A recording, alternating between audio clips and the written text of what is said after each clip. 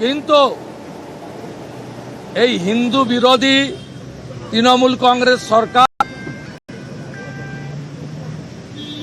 এই হিন্দু রীতিনীতি বিরোধী তৃণমূল কংগ্রেস সরকার যা মুসলিম লীগকেও হার মানাবে বলে আমার মনে হয়।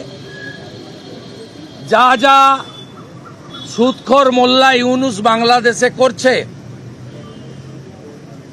একইভাবে এখানে মমতা ব্যানার্জি এবং তার দল সেই কাজ করছে। আমরা বিজনেস অ্যান্ড রুলস অনুযায়ী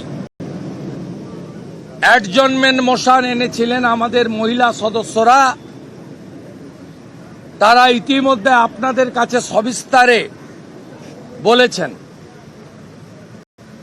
আমরা দাবি করেছিলাম মা সরস্বতী দেবীর আরাধনায় এবারে যে নজিরবিহীন জিহাদি হামলা, তৃণমূলের পরিচিত মুসলিম নেতাদের দ্বারা হামলা,